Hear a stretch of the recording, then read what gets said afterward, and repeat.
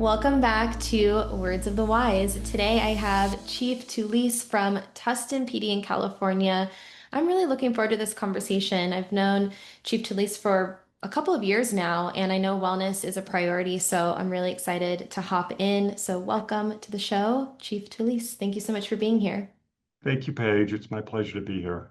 Yeah, no, like I said, I'm really excited about this. I've known you now for a couple of years and I know that wellness is a priority and I'm excited about your philosophy on wellness and leadership. And so I was hoping that maybe you could first hop into your background, give us a little bit of context into who you are and how you got started in law enforcement.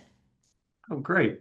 So again, Sean Thuilliez. I do have the pleasure of serving as the police chief here in the city of Tustin in Orange County, California. This is my 27th year in law enforcement. Prior to starting as a police officer at the Redlands Police Department, I happened to be a police explorer there for about 3 years. And after that, I was a reserve officer for a year. I think having started as a volunteer gave me incredible insight into, I would say, some of the cliques or the stigmas. It really gave me a great understanding of when I got into law enforcement full time, the different challenges with the sense of belonging. Yeah. But I'll circle back to that. I happened to serve at the Redlands Police Department for about 9 years, had the incredible opportunity to transfer to the Beaumont Police Department, just a rapid growing city, population booming with the housing boom. Got to do some incredible things there. Served the last 9.5 years there as the chief of police in Beaumont, that is in Riverside County. And then about 4 months ago, I had this incredible opportunity to come over to Tustin and just try to make impacts into thought leadership, wellness, professional development. And so, really excited to be here. Thank you. I'm excited to be here too. And I wanted to maybe talk a little bit about your volunteer work. And I know that you said that it gave you some insights into things. And I know that your philosophy is leadership and discipline with humanity. And so, can you give a little bit of context into that and maybe how your previous experience as a volunteer really influenced the way that you see things today? Well, absolutely. And I think, like most professions, there is a certain acceptance with putting in your time to feel like you're really part of the team. But in law enforcement, that's really the case, right? They say you're no longer a rookie after 5 years.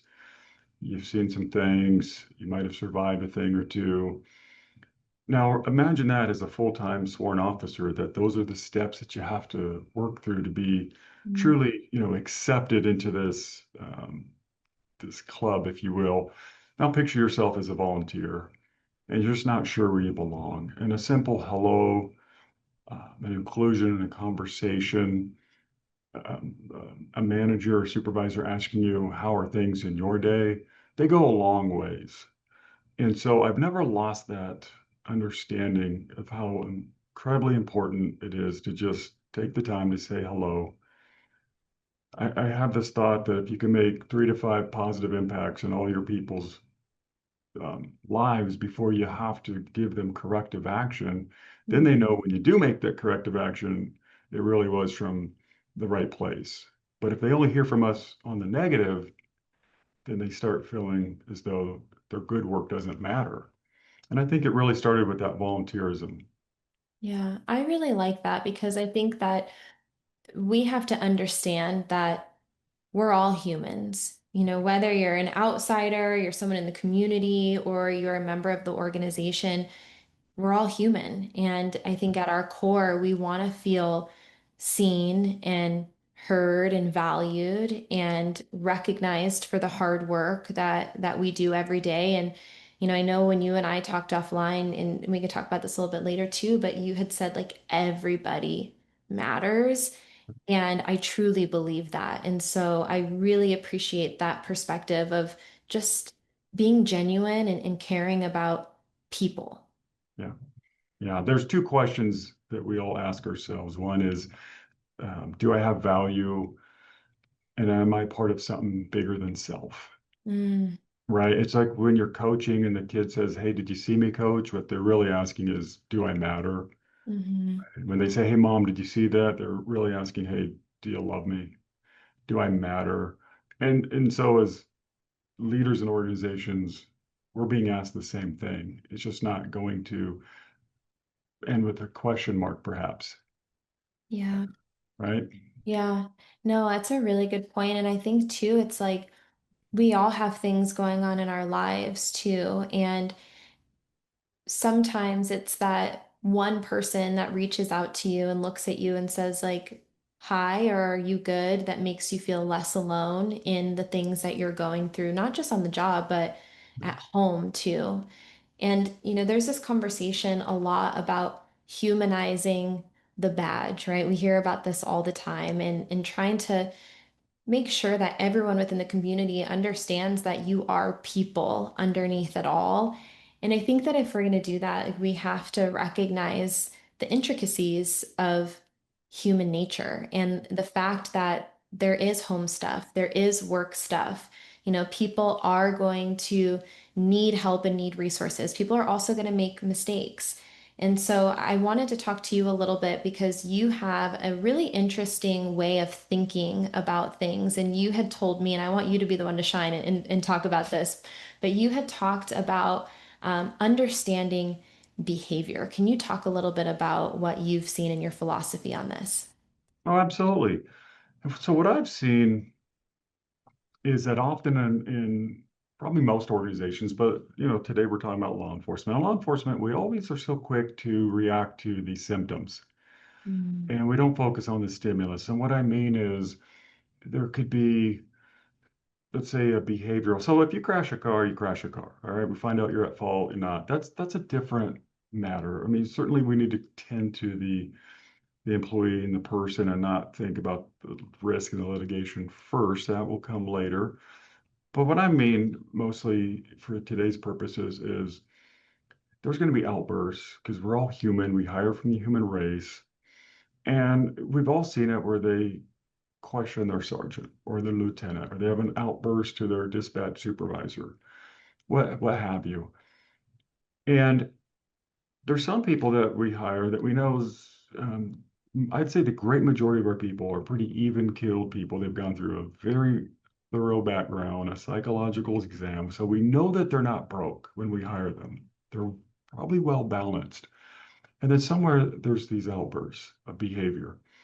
And so my question is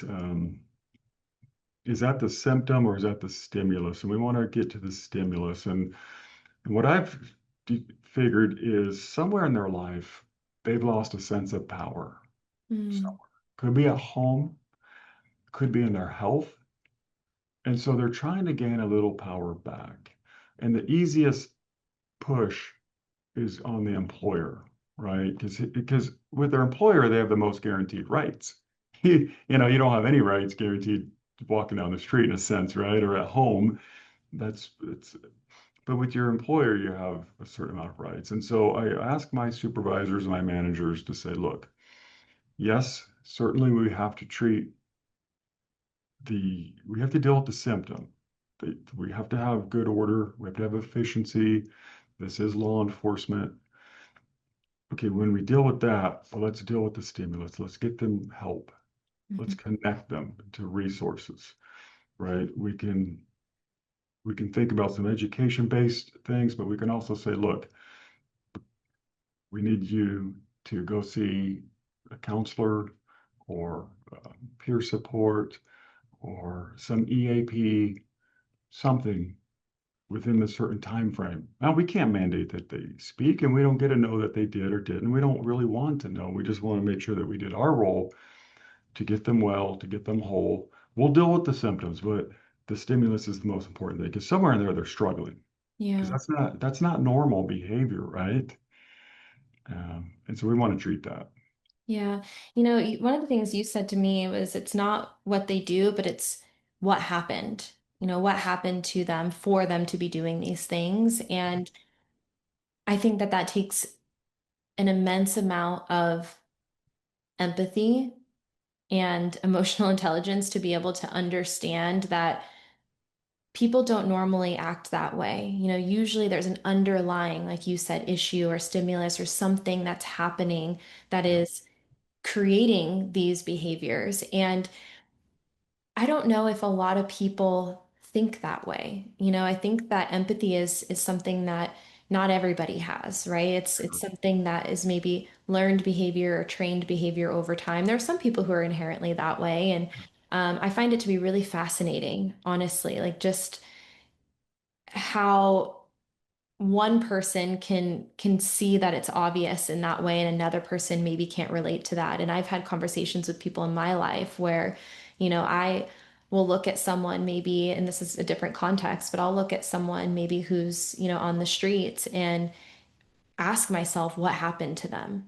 Like what brought them to this lifestyle or to these actions or reactions in their life. And maybe that's because I came from the background that I did and I had parents that were drug addicts. And, maybe I was just able to see from a different lens to understand that they were hurting and the reason why that they were taking these actions and was because they were hurting deep down and they had experiences with that. But do you think that empathy and emotional intelligence is trainable? Do you think that that's something that can be taught? Oh, absolutely, because I had to become trained in it Okay. because I was, as a young officer, you survive FTO, you put your time in, you make your first assignment, and you think, well, I got through it. How come they're not getting through it? Yeah.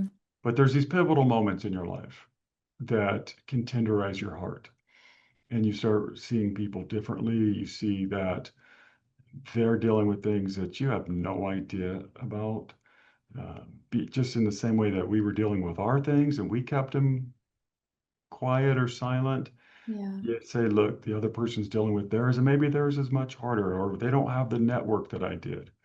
They don't have the group of people that keep you accountable, or what have you. We all have different things. Yeah.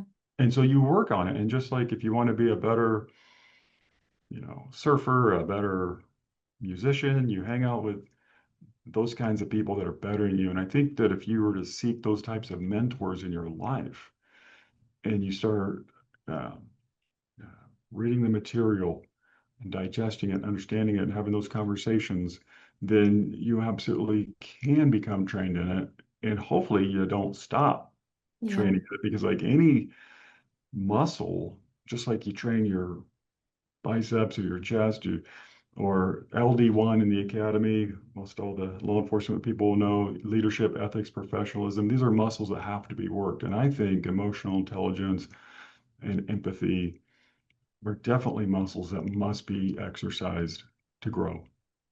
I appreciate that you put it in that context of you felt like you got through something, and so the question was, well, why can't they? I can't. I think there is a lot of judgment sometimes that we put on other people because of our abilities or our experiences. And I think anyone who's listening can relate to that of, maybe someone coming to you and saying that there was something that impacted them that really, got to them and they needed something. And maybe to you, that wouldn't have impacted you. Maybe to you, that wasn't a big deal. But to them, it's a really big deal. And I think it's a detriment to the people around you if you don't have the ability to understand just because it wouldn't impact me in the same way doesn't mean that it won't impact them. And having, like you said, that empathy and that emotional intelligence to understand that everybody's different, everyone's going to respond to situations in different ways, and having that open-minded, supportive culture to support everyone when they need it. Right. So Yeah. you told me about a story that really kind of brought this home for you. It was a story about a sergeant. I was hoping that maybe you can explain what happened and how this kind of shifted your perspective on wellness. Absolutely. It was many years ago. We had a sergeant, and it's an outstanding performer in most cases. And then, as the chief, I was getting little complaints. And one that comes to mind uh, was a vehicle parked the wrong way on the street. Mm, Very minor violation of the California Vehicle Code. And he could have ticketed, but he didn't even ticketed the vehicle. Had he just ticketed the vehicle and left, right? No big deal. yeah. But he knocks on the front door really loud and then tells the person, "Hey, move your car or I will ticket it," and walks away.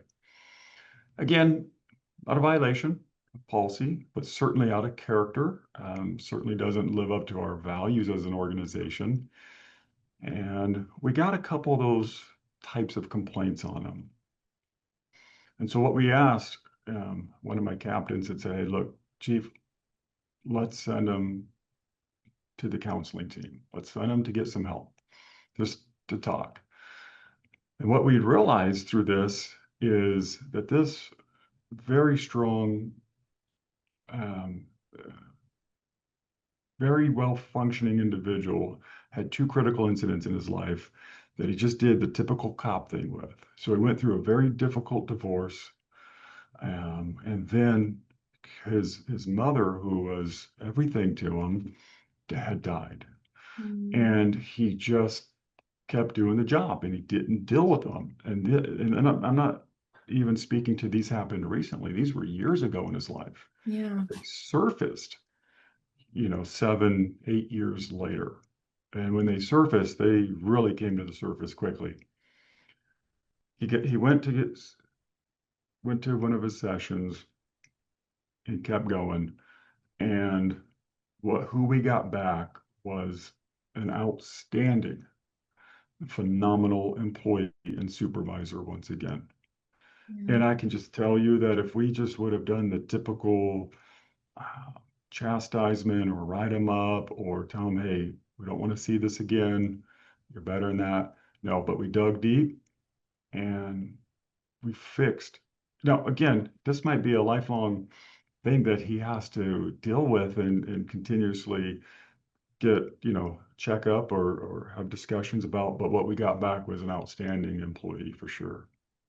Well, what a credible like ROI. We hear about this a lot. It's like your people are your most valuable assets. And there's always a question of like, well, what is like that return on investment for these types of resources? And that's a prime example of someone who you didn't just write off, someone who was a great performer, someone who was a great person that just needed a little bit of help and talking to someone and being able to process and offload those things kept him on the job, and what an incredible story. And I think that there are a lot of agencies that I talk to that are so afraid of implementing things because they maybe don't know if it's going to help or if it's going to work. And I think the more stories that we can share like that of like, hey, like, don't write people off, like actually get them the resources that they need. I know we talked about that a little bit too Yeah, of how can you as an organization make sure that you're actually connecting with people, you're not writing them off. And right. my question to you is, how do you get someone to accept that help and accept those resources without feeling like they're weak or broken or in fear of losing their job? Yeah, it's a great question. And I think it starts at the top. Mm. And so again, we all deal with things differently. Being the executive in the organization, there's a great advantage, but there's a balance to being vulnerable. Yeah. But being visible certainly is a key. What I did is I attended a wellness retreat for chiefs and executives as well. And then I talked about that and I talked about the growth that occurred. And Mhm. so, and then I asked that my command staff would do that.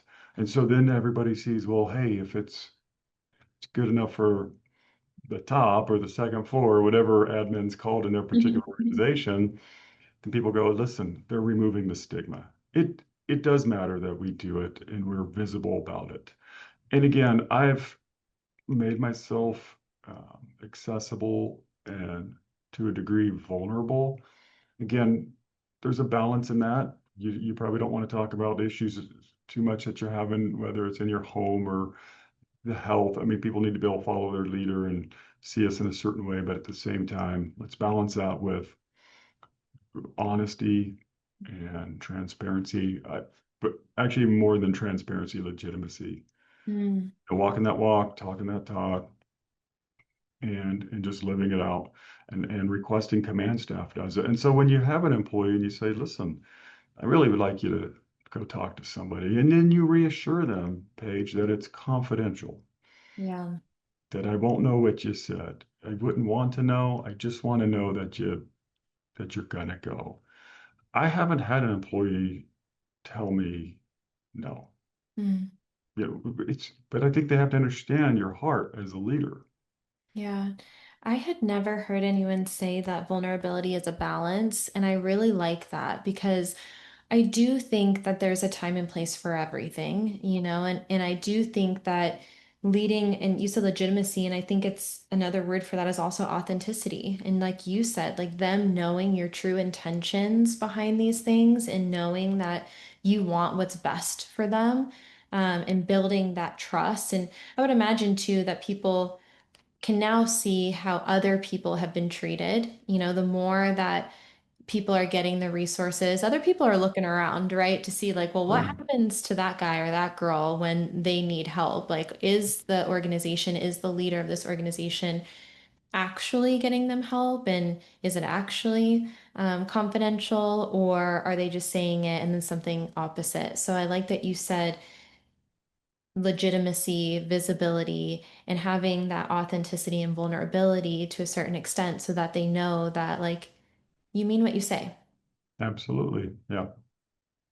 Do you think that if you can teach authenticity and empathy and emotional intelligence and have a culture within an organization where you truly care about each other and take care of each other, do you think that that translates into the way your agency shows up in their own personal lives and the way they show up for their communities?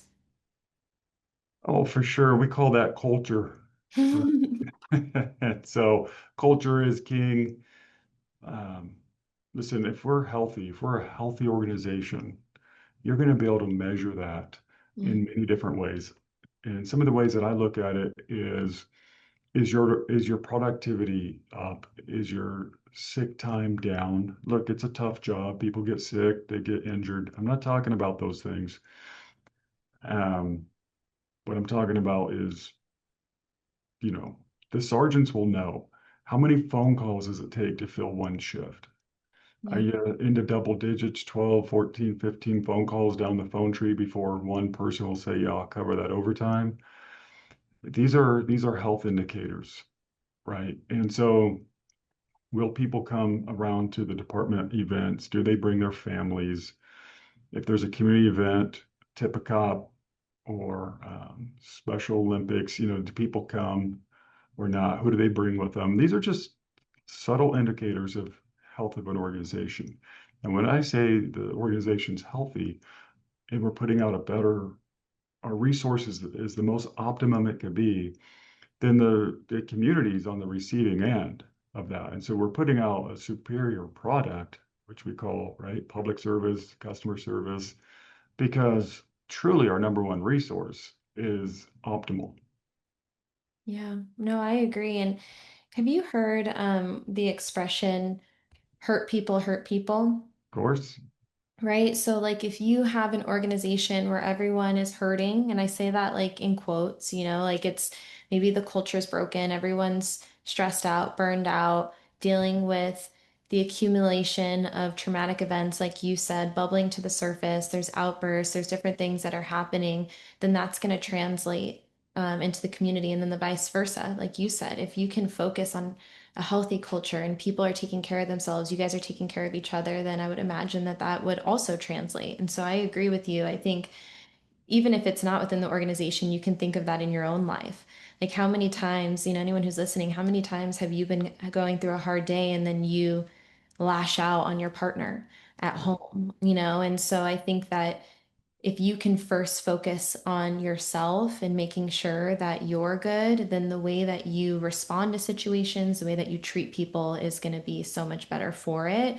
But I think sometimes it's hard for people to recognize, especially in this profession where you have such a servant heart, where you want to help everybody else first, sometimes recognizing you first have to help yourself in order to be able to help others. You do, because we don't have a dashboard the way that our vehicle does, Hmm. right? But I bet you if we did, we'd probably ignore it the way people ignore the lights on their dashboard oftentimes, right? When it says low tire pressure, put some air in it. Yeah. We have to take care of ourselves too. Um, and I don't mean that in a way of putting ourselves first. I think we're already probably good at that as human beings, right? Yeah. But um, but we do need to be well. And so we need to focus on things that are good. Example, you know, if you look at your calls for service in a year, let's say you handled 80,000 calls and you've got 10 citizen complaints, but only one or two were sustained. Well, that's a really good average, right? You're delivering a far superior product than even a manufacturer like Toyota, right? Their recall rate is much higher than most of our police agencies. But I don't think we take the time to look at it like that and then share those results with our people. And so when we have those meetings with our leadership teams, we need to be talking about good things that we're doing. And those good things need to get to our people because we always want to focus on, well, why did we get the 10 complaints? Well, what about the 79,990 calls that we hit out of the ballpark? Yeah. We need to talk about those. Yeah. Right. Yeah. So it's interesting. I saw this statistic, and I'm probably not going to get it exactly right, so everyone can look it up later, but it was something along the lines of um, 90% of our thoughts as humans, 90% of our thoughts are negative. And it was another stat that said like another 90% are repetitive. So throughout the day, just inherently, your brain is looking for those things, those negative things. And a lot of times they're on repeat, right? You're constantly thinking about those negative things. And so, gratitude, like you said, looking for the good, finding the good things, focusing on the positive, having gratitude for those positive calls, right? Those things are actually going to rewire your brain. And it's almost, have you heard the red car effect? Mm-mm, no. Okay, so it's like you're driving down the street and you notice a red car, right? Like you put it in your mind, like I want to see a red car. And then all of a sudden, you're seeing all these red cars. Whereas before, if you weren't looking for the red car, you may not have noticed any red cars at all, right? It's like your Right. awareness is going to go there. And so, if you are looking for good things, your brain is going to start wanting to look for more good things over time. And so, it's that same theory. And the reverse is opposite, And I think inherently we already are looking for negative things. It's how we're wired, looking for danger, looking for, and so if you can start looking for those red cars, start looking for the good things, then your brain is going to start finding more of those good things to think about, and you're going to have less of those negative thoughts over time.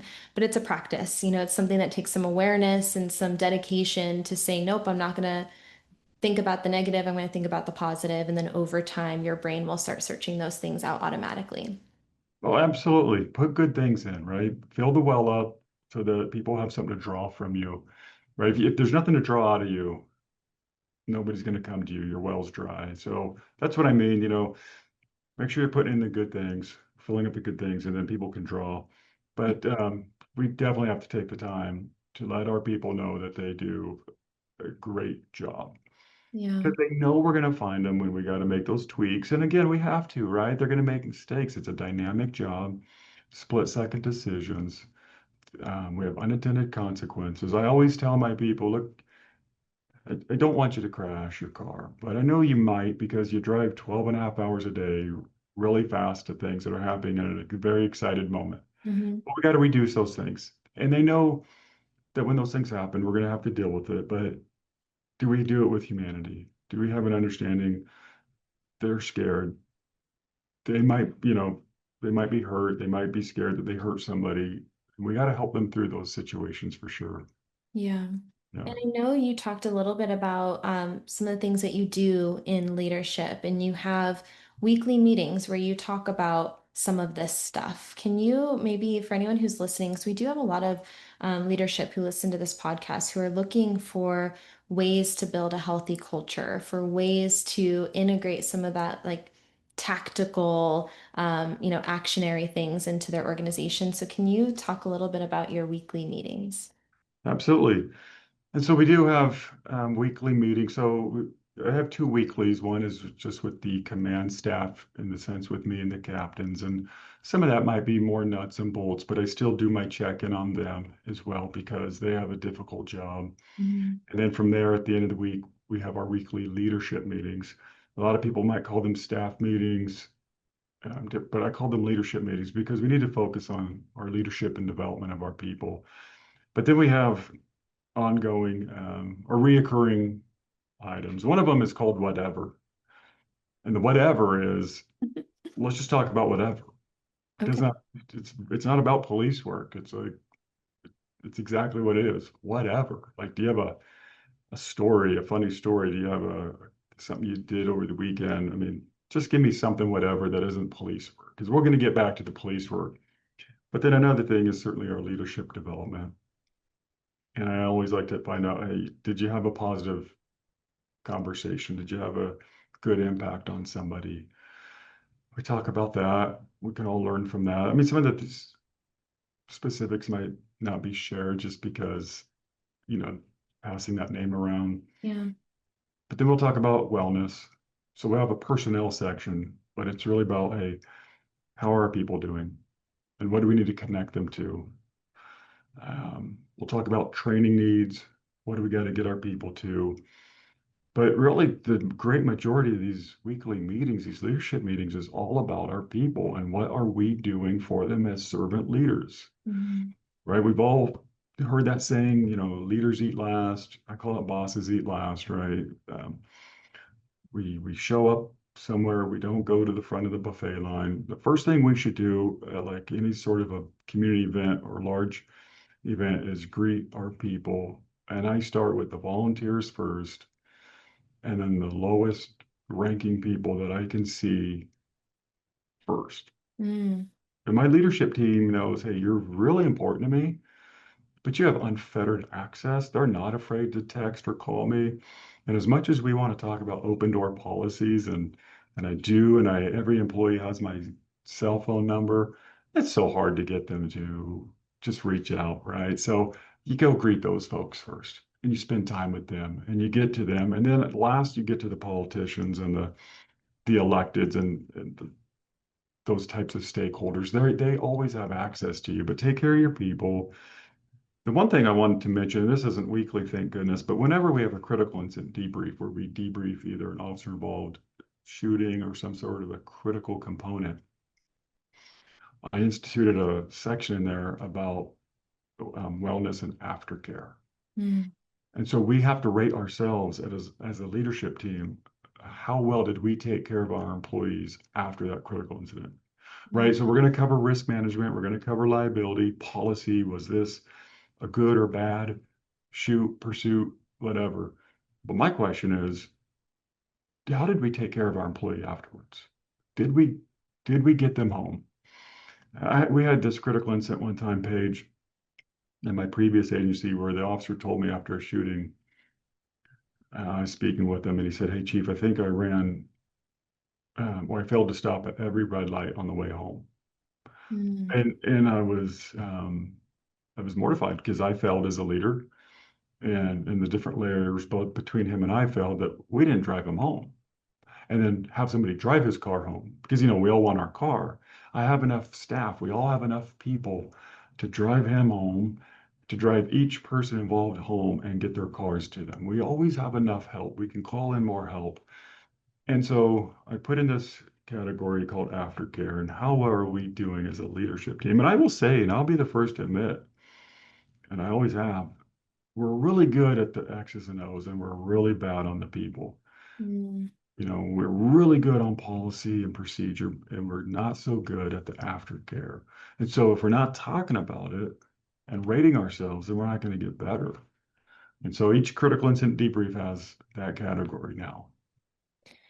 I agree that conversations are so important for development and positive change. I don't want to say like everything has to be changed, but I think if you're having those conversations, I think sometimes we don't even, to your point, like maybe didn't even realize until something was brought up in conversation of, oh, there is a way that maybe we could have done this better. And now that you've had that situation happen, I mean, the hope would be that that will never happen again. Now, that is a part of what you guys do in the aftercare, like you said, of being able to drive people home after. But I think that there's always going to be proactive and reactive measures. There's always going to be things that maybe after the fact you're like, wow, how could we have done that better?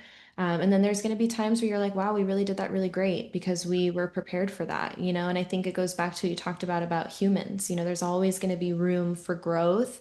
But I think you have to have that mindset. And it sounds like you do, of sitting down, really trying to dissect everything that you do and ask, is this the best way that we can operate? Are we treating our people and providing the care for our people that is the best possible option? And I think that those things will change over time too. Like we've seen a lot of development over time that wasn't there 10 years ago. And so I think there's been a lot of growth, but I really appreciate how you said that you sit down consistently.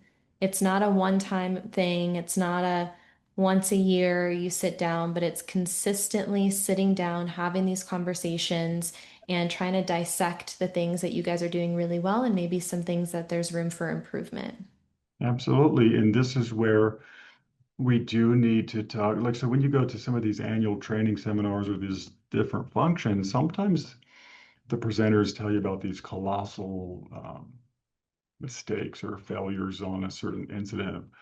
I recommend we start talking about the things that went well Yeah.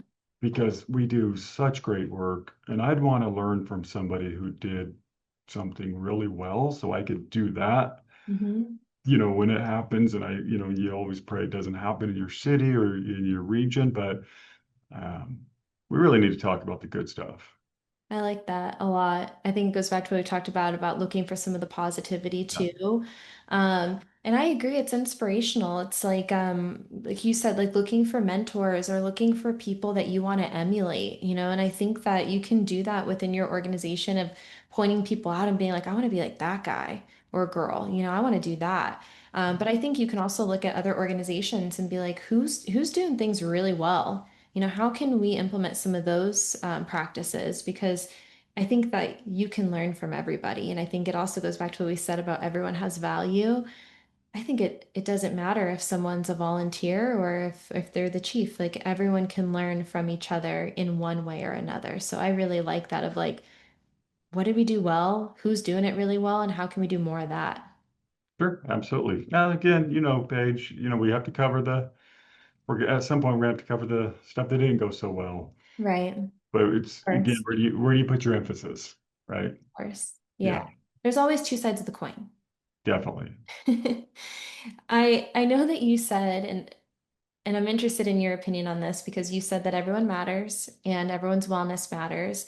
But oftentimes I think that leadership is forgotten in that equation. And I'm interested to hear, how do you prioritize leadership wellness? Yeah. So there's an interesting component there because I ask, as chiefs, and I'm sure the chiefs listening, they meet with their union reps. They're called a lot of them called POAs, right? The Police Officer Association. And so as I meet with those different leadership teams of my various union groups, I always ask them also, hey, would you have an open mind to the fact that we in management, we in leadership, we don't always get it right. We don't bat 1,000 either. And there's this really strong push and pull in what we call middle management, right? Because as the chief, I have a strategic plan, I have a vision. Part of my job is visioning. I need to get us going in a certain direction. And then maybe the rank and file, they might be on board, but they need to know how to get there. Mm, Or maybe they're not on board yet. Point is, the lieutenants and the captains are in the middle, and they just sometimes get sandwiched. mm, And so I have a keen understanding of that because I went through the ranks, and so I had to do that job of lieutenant and commander, and before I made chief. And so I meet with the union leadership and I say, hey, please have an understanding that we're also fallible. We're also human beings. Give us the opportunity to say we got it wrong. That didn't go well. Just like you want us to on your collision, on your use of force, on your call for service. Hey, it didn't go the way you hoped. Sometimes it doesn't go the way we hoped. That helps because then they're like, wow, okay, I didn't think of you guys as human, right? It's like when you're a child and you only see your parents as parents. You never thought that they were a child breaking their arm, making the same mistakes that you did as a child. And so then they start to see us with a lens of humanity. mm, That takes a lot of pressure off. And then we all know that, hey, we're a learning organization. If we're all learning, then we're learning together. So, and then my job as the chief is to pay particular attention to my management, my leadership team. And I have 11 members, and I have to make sure that they have access to me, that they're vacation. So we'll also talk about, hey, who's going on vacation, mm, who is unplugged, and and with that, then I tell them, hey, look. So I have a rule. Again, it's we're in a very dynamic profession, but a general rule is quitting time for them is 5 p.m., give or take. But let's just call it 5 p.m. Hey, right, 9 to 5, right? 5 p.m. I stop emailing, texting, calling them, and with the rule that hey, if I email, so I try not to even email them, but if I email them, I'll tell them, hey, don't answer it until tomorrow or your Monday. mm, I said, but if I text one of you, I might actually need a question, but I try not to bother them. And I always tell them if I call you, chances are my back's against the wall. I'm getting pinned down by an elected or something. Would you please help me? yeah. But absent of that, generally, Paige, then I just leave my team alone after hours and on weekends. I really am a fan of like tactical things, and I've never heard that before. And you had mentioned that to me earlier before the podcast, and I wrote that down because I really liked that. It's so simple, but it's a way for you to recognize that your people need that disconnect from work. And then for them to also realize that, like, that's important. It's important for them to have time away from the job if possible. And so you saying, like, weekends after 5, like, I'm not texting, calling, emailing unless I absolutely have to, I think is a really easy thing that maybe not a lot of people think about. So I wrote that down. I thought that was really cool. I know that, we often hear that the job becomes your identity, and it makes retirement really challenging because you transition out of this career and maybe feel like you've lost that identity or that sense of purpose. How do you prepare yourself and your people to hang it up Hmm. Are you talking about hanging up for good or for the night? for good? How do you Good. prepare people for retirement? Yeah. Yeah. You certainly need to plan for retirement. Mm, I think that there's an unfortunate, um, so I was having this conversation with one of my captains some time ago, and I said, why do you think people leave this profession bitter at times? And she told me something very insightful. She's like, it becomes so much of who of who they are, that they have to break up with it like a bad breakup. mm, Like you have to burn every bridge so you never call that person again or they won't take your calls. And I yeah. never thought about it like that. And I said, my goodness, that is why, how, I mean, because I'm always wondering why a profession that we dedicate so much of our life to, with overtime and court and crazy assignments and the risk we take, why do you leave it so bitter? Yeah. And it made a lot of sense to me. And I think, but the root of that is it becomes their identity. It becomes who they are, and they forget who they really are. And I think one of the great ways that you can help prevent that is know that, hey, leadership, we see this with chiefs and upper command often too, where they just don't know when to leave, Mm. or they do leave up, bitter. But you do need to plan for your retirement and understand, hey, this is what I do, this is what I'm called to do, but it's not who I am. Mhm. Who I am is Sean, right? And so, how do you create that work-life balance in yourself? For me, I teach. I'm a adjunct faculty on the side. I've created a whole different. I mean, it's one me, but it's a different persona in the sense of like I have something else that has created a passion in me, so that when my time is over in law enforcement, right, then there's this easy transition, this smooth transition. I hang up this, and I'm fully dedicated to that. And for me, it served me well, but it also not only serves me well in what I think it'll do in the future, it helps balance me out today. Yeah. Because I deal with, in that job, in that calling, I deal with people either at the beginning of their career or aren't going to be police officers per se, but they're just regular folks. They're students, they're college students who, of course, will stretch your way of thinking anyways, because they certainly need the why and the purpose Right. behind a lot of what they do. And so for me, it helps round me out. I know other folks in this profession have some awesome hobbies, some other callings on their life. All those things are great things, and I just recommend that people create a balance in their life. Yeah. I really liked the breakup analogy. Yeah, I've never heard that either. And I could see that. I could see like how many of us can relate to that. I mean, right. I can relate to that. Just like Sure. burn it all down so that you don't have to feel sad about it. Right. This level of resentment that's almost a protection for you to not be sad or to miss something. I think that that's a great analogy. And I also think that it's a really good idea to have interests and things that fill you up outside of what you do for a job. And, obviously I'm not in law enforcement, but I am very guilty of wrapping myself up into my career and thinking that that is who I am. And I have to remind myself a lot that, this job could end tomorrow. My career and what I'm doing today could end tomorrow. We don't know. We can't tell the future.